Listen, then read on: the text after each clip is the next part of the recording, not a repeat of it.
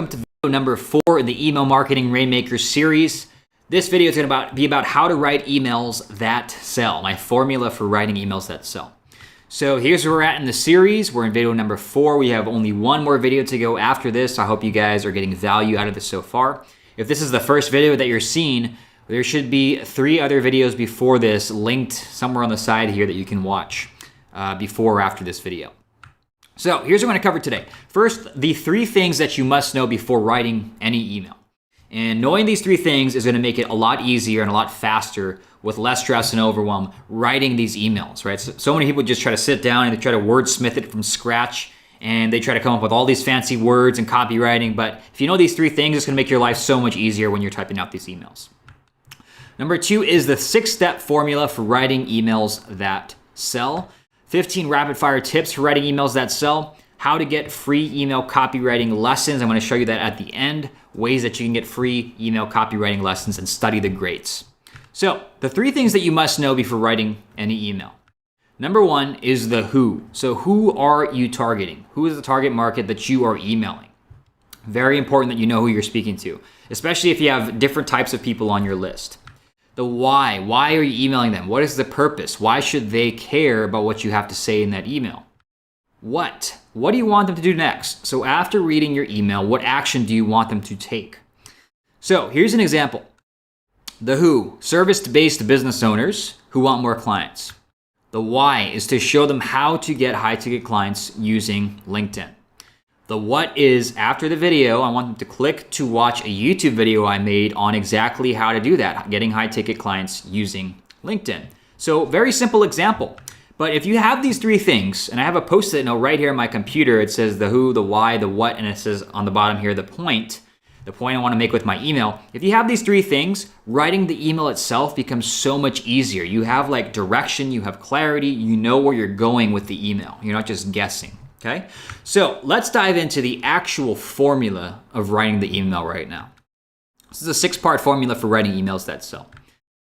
Number 1 is the subject line. So this is your headline. This is what your reader sees in their inbox. So this should be dripping with curiosity. And curiosity is what's going to get the open, right? So curiosity, curiosity, curiosity, that's what you want to focus on with your subject lines. Is don't reveal all like within your subject line. Like one of my best performing emails, the subject line is just canceled. They're going to be like, what's canceled? What's going on here? So I'll show you some examples in a second here. If your email isn't opened, nothing else matters, right? If they send it to the trash or they click spam or they just don't open it, nothing else matters. You could have the best copy in the world in your email, but if it doesn't get opened, then nothing matters. So you want to have good subject lines. Number 2 is the lead. So this is the first 1 to 3 sentences of your email. The lead needs to grab your reader's attention and get them to read the next line. I'm going up here. You should be going down. So the first 1 to 3 sentences, again, I'll show you examples of all these, but that's part 2. The meat. This is the purpose and the why of your email. So you can use stories, you can share some tips or tricks or insights. Those work well in the meat or like the body of your email. The transition. So the transition connects the meat, the body of your email, to the call to action. And transitions, they're a little tricky. You're gonna have to practice this and you get better at it over time. But it transitions from the purpose of the email to the action that you want to take next. And when you get really good at this, right, these transitions, you can take 2 things that are like not related at all, like let's say broccoli and growing an online business, and you can connect those 2 things with this transition, right? I can't even think of a way to do that right now, but you get so good at this that you can connect 2 seemingly unrelated things to each other, and you can tie all these stories together. Number 5 is the call to action. Tell them what to do next. Be very clear about that. So check out your product page, book a call, read this article, watch this video, register for this webinar. Be very clear with your call to action. And number 6 is the PS.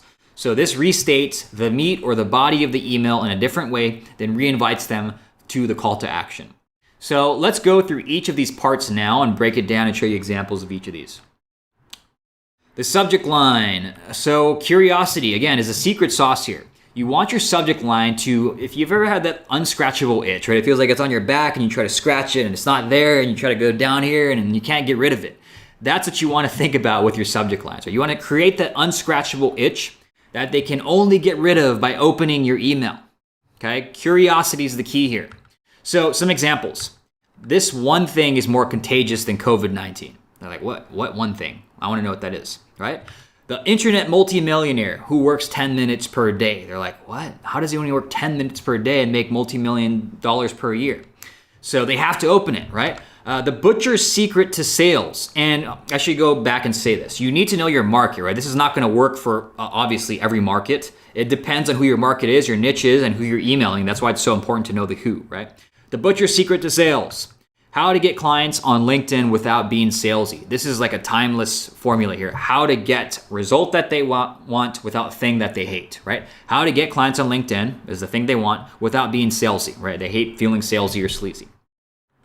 The biggest lie in email marketing, right? The biggest lie, the truth exposed, this revealed, right? Those subject lines always do well because it's like power words and it gets people's attention and it gets them curious, right? That's why you see all these news stations always using those types of headlines. Why content is not king. So this is like going against the grain, right? It's counterintuitive to what most people are taught. Like content is king, post more value, post this.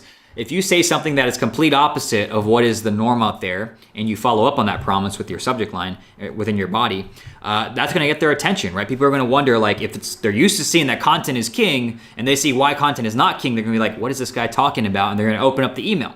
So as you can see here, all curiosity-based subject lines here. So that is the subject line. Now let's talk about the lead.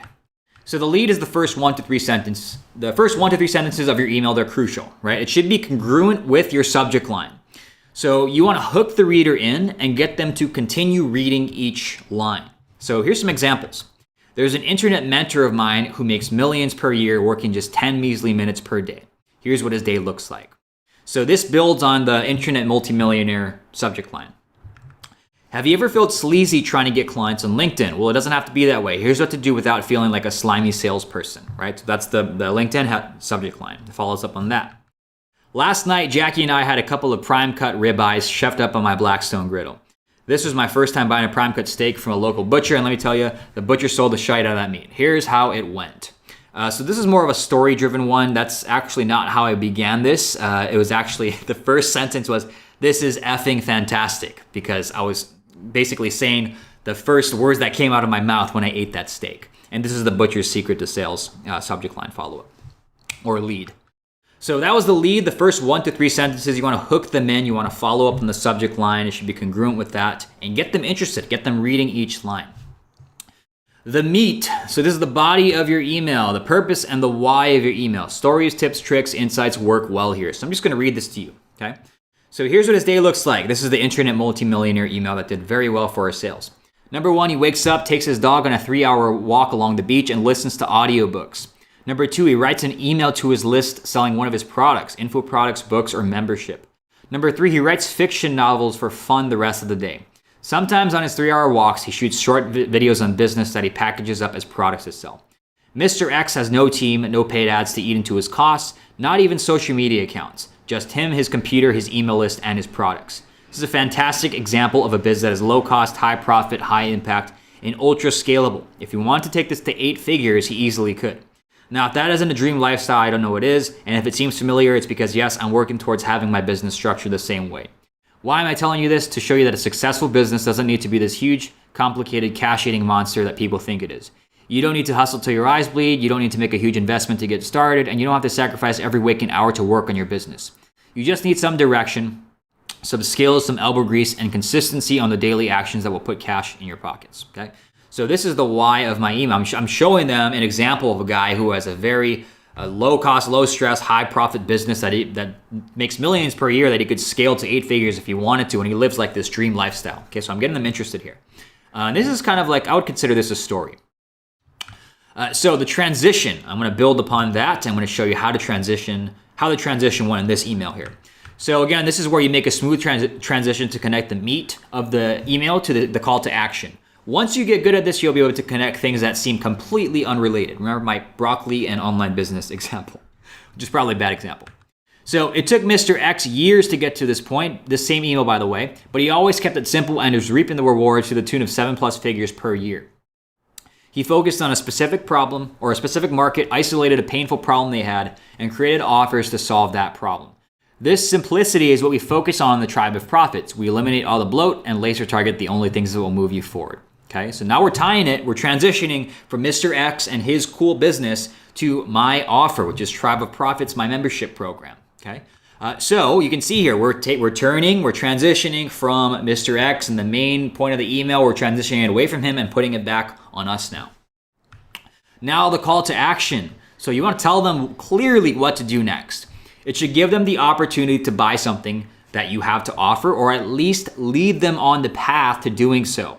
So a good formula to use here is if then. And what I mean by that is, let me show you some examples.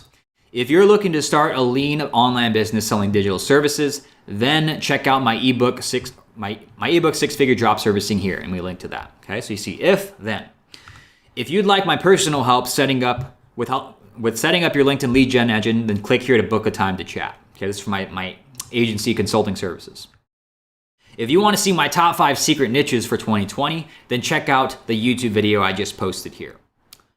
If you'd like us to write emails that sell for you, then book a call here to see if we can help, right? So if then, this works very well in most cases, most businesses, very easy to roll out. You don't always have to use this if then, but if you're struggling, trying to figure out where to start, this is a very good proven formula here. The PS, so the last section. So the PS comes after your signature to restate the meat in a different way and re-invite them to the CTA. So it can also be used to build excitement for something that's coming soon or to promote a complimentary product or service. So I don't always use the PS, but it can be very useful when you mix it in, like maybe let's say every other email or so. So here's some examples. PS, if you're wondering, we don't just cover marketing messages. We got your entire business plan covered. You want to know how to pick the services that are virtually guaranteed to sell, or how to craft irresistible offers that convert, or how to close a sale? Yep, all that's in there. Click here to book a time to chat. And this is for a coaching program. PS, this month I have a challenge that I'll be rolling out, helping you to start and grow an email list that has the potential to generate 100K per year. If you're interested in this challenge, click this link and you'll be tagged for any future emails. So this is building excitement for a future product, and they click a link that tags them in my email service provider, which is ActiveCampaign, and they get put into a sub list where anytime I email about this specific email list challenge, they're going to get those emails. Okay, so those are examples of the PS. All right, so now let's talk about 15 rapid fire tips for writing compelling emails that sell. We talked about the formula. Now I want to give you some rapid fire tips to really help you spruce up and write more compelling emails that sell. So tip number 1, write to one person. Don't say you guys, don't say anything that implies that you're speaking to a large audience, right? Make it focused on one person. And people, as human beings, we're just naturally selfish, right? Whenever I read an email and they say you guys, or it sounds like it's speaking to an audience, I kind of tune that email out, or I just don't even read it. So don't say anything that implies that you're speaking to an audience, even though people know that they're on an email list. They like to feel like they're being spoken to directly, like you're speaking to one person. Number 2, write like you talk. And I learned this from Ben Settle and Nat Fury. They say write, talk, talk, write. It should read like a normal conversation, right? So what I do is I'll type out my email, maybe like half or so, and then I'll start reading it aloud and making sure that it reads like a normal conversation, like things that I would actually say in a conversation. And if it doesn't, if I'm using words that I would not normally use, or if I'm using phrases that are too long or words that are too big, I just take them out, right? So it should read like a normal conversation, write like you talk.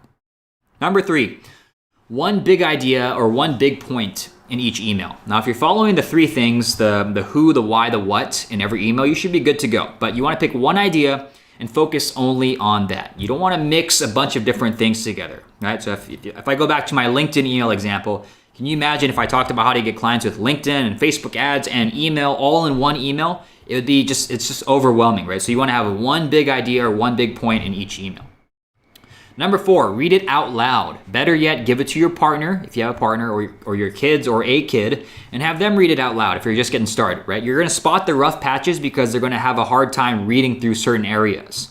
And then you can trim it down from there, which leads me to number 5, which is trim the fat. So you wanna say more with less. Email, the great thing about email is you don't have to write these really long novels. You don't have to write like 2,000 word behemoths. You don't have to write these huge long guides. Most of my emails are within the 200 to 600 word length, sometimes less than that. Sometimes I write like 100 word emails or 150 words. So email, the best thing about it, it's very conversational. It's very easygoing. They're not long at all. It doesn't take long to write these. So say more with less. And as long as you're writing to one person, you're writing like your talk, you're being conversational, and you're following the formula, you're going to be good to go. It's not about writing longer emails. It's about getting the point across with actually as few words as you can. Number 6 is to use power words. Words like shocking, discovered, reveal, like those are examples of power words. They really hit hard, right? So remove any unnecessary adjectives and adverbs. You want to use power words and verbs and nouns instead, and those make your copy a lot stronger and punchier. Number 7, and this is a big one, give the appetizer, not the main course. So you want to think of your email like the appetizer. If you're going out for like a full course meal, and you're getting your first dish, the email is the appetizer. And so many people make the mistake of they cram all of this information into their email and they solve the problem for the person in the email and the person doesn't buy their product as a result, right? They think they can just do it on their own. So you want to think of your email as the appetizer, and the main course is they have to buy your product or your service to get the main course, right? That's what the goal of the email is. The goal of the email is not to solve their problem and make them not buy your stuff. It's to get sales, right? And the way you do that is you treat your email like the appetizer and not giving them the entire thing. Number 8 is 4th grade approved. So I have an app called Hemingway. I think it was $20 for a lifetime license when I first bought it. And basically what it does is you can I type out all my emails in Hemingway, and it gives you a grade school level of your writing. And most of my emails are in the 3rd grade level, and at the highest they're usually around 4th grade, but usually at the 3rd grade level. And that's not to say that you're dumbing anything down. It's just easy to read. It flows nicely.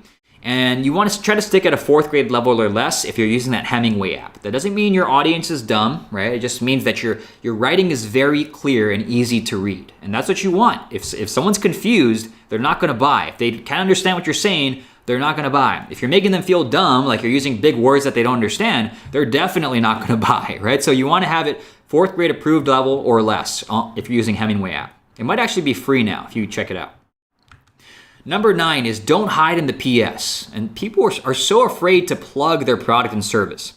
If your product or service can actually truly help somebody, do not be afraid to plug it in every email. Just as the call to action, plug your product or your service. Now, can you imagine if you went to a doctor, right, and you had debilitating back pain, like really bad back pain, and you went to the doctor, and the doctor's like, I have the solution to your back pain, but I want to send you 20 free checkups first. I want to give you value first, right? I don't want to pitch you. I want to give you value. What would you tell the doctor? I would tell him, give me that damn solution right now, right? Like, I need it right now, so give it to me. So that's what you want to offer. Give your customer every opportunity to buy in every email. If you have a good product or service that actually helps people, right? Don't be afraid. Don't hide in the PS. Have it as your call to action at the bottom of every email. Number 10 is to be clear in your CTA.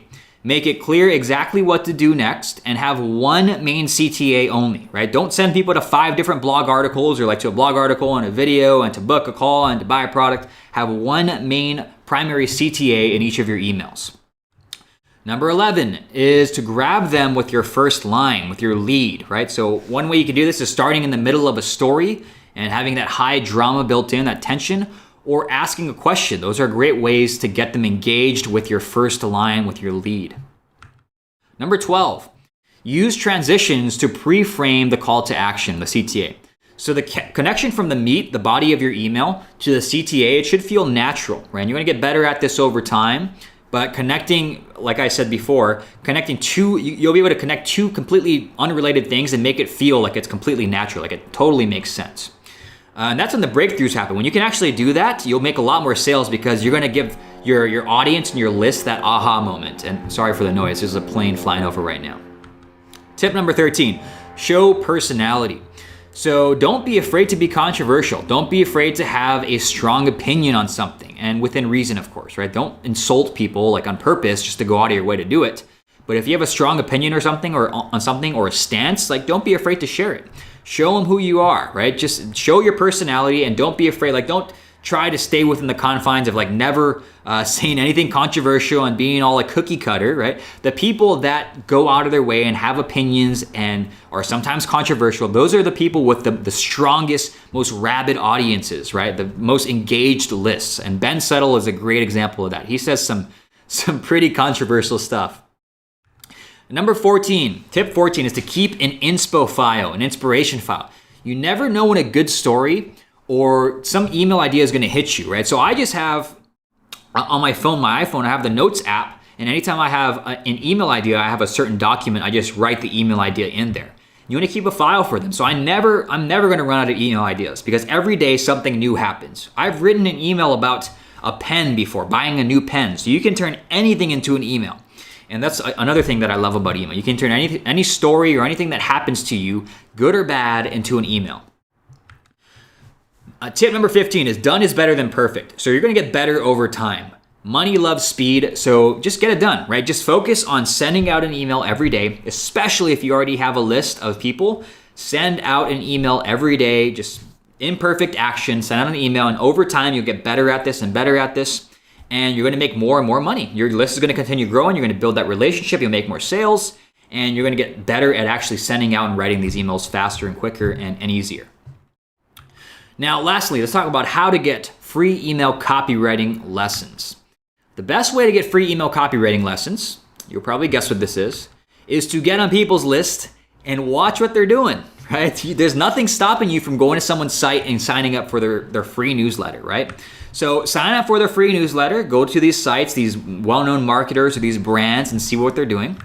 And even better, buy their stuff. Just see what they send to their customers. And you'll get different sequences being a customer than you would just being on their free list. So I like to go and do my research. I'll buy people's products just to see what they send out. I'll stay on their list for free for a little while to see what emails I get that warm me up to becoming a customer. And then usually after a few weeks, I go and buy something. So that is the best way to do market research and figure out what's working and get a free lesson on email copywriting. You're going to get these great emails that come into your inbox that you can read and consume and learn from. And what's been recommended before from a guy named Ian Stanley, he always recommends hand copying emails out. And that kind of creates the psychological imprint where you start to understand the copy better than if you were to just read it. So I did that in the beginning. I actually hand copied Ian Stanley and Ben Settle's emails to get better at that. And it really did help. So that's an easy way to get better at your copy is every day, spend 30 minutes or so hand writing and hand copying out other people's emails that are successful at email marketing. So a few of my favorite lists. Ben Settle, of course, I've mentioned him a bunch of times now. He's had a huge impact on the way that I write email copy especially. Ian Stanley has a great list as well. He's an amazing storyteller. I love his emails that he sends out that are story-based. Chris Orzechowski has really solid stuff on e-commerce and automated email campaigns. Matt Fury, I think this is who Ben Settle learned from, and he has both a marketing brand and he has like a fitness company as well. So he is, if you want to see both the fitness side and the marketing side, get on his list, mattfury.com. Justin Brook is the founder of AdSkills, is a paid traffic guy, but also a fantastic email copywriter, email marketer. Noah Kagan is the founder of sumo.com. It's like an app marketplace. You probably heard of it before. Stefan Georgi, I think he is one of the top copywriters in the world right now. Over 700 million grossed from his copy. He might be number 2 behind a guy named Craig Clemens, but he has a great list as well. Great storyteller. Justin Goff, he's also a copywriter. He's Stefan Georgi's partner in they have a mastermind group. And he has really good direct response style copy in his emails. And of course mine, hop on my email list, right? Buy one of my products, my ebook or whatever it is, and you'll get my emails. So this is a few of my favorite lists. If you get on these lists and you study these people and study what they do, 30 days, if you just hand copy these people's emails, and of course hand copy, model, don't just copy and paste and steal and send it out to your list like a shithead. But if you do that, you hand copy and you study these lists, you are going to get better at email copywriting. There's no doubt about it after 30 days. So model after what successful marketers are doing, but do not steal. Do not be that person, okay? Go out and write your first email. then let me know you did it in the Email Marketing Rainmakers Facebook group. I want to hear you after you write your first email. Just post in the Facebook group that you wrote your first email. Feel free to post it in there as well. I want to get you guys going on this train, get the momentum rolling on this. So, recap of what we covered. This is a longer one. Talked about the 3 things you must know before writing any email: the who, the why, and the what. The 6-step formula for writing emails that sell. The 15 rapid-fire tips for writing compelling emails that sell. And then how to get free email copywriting lessons by signing up for those lists, studying what they're doing, hand copying some people's emails, and looking at the structure and creating that psychological imprint in your mind when you start doing that, or you get better at copy, you start understanding it better. So next week is the last video in the series, how to replace your job and make $3,500 a month or more writing emails for clients. And this is how you do it as a service, as a done-for-you service for clients. So that's coming next week. And again, make sure you join my Facebook group. Go to emailrainmaker.com. That'll take you directly to the Facebook group where you can join. It's a free group right now. It's a private group. And we're going to be talking about all things email marketing in that group. So that's it for this video. If you guys have any questions, comments, or concerns, please comment below and let me know. And I will see you in the next one.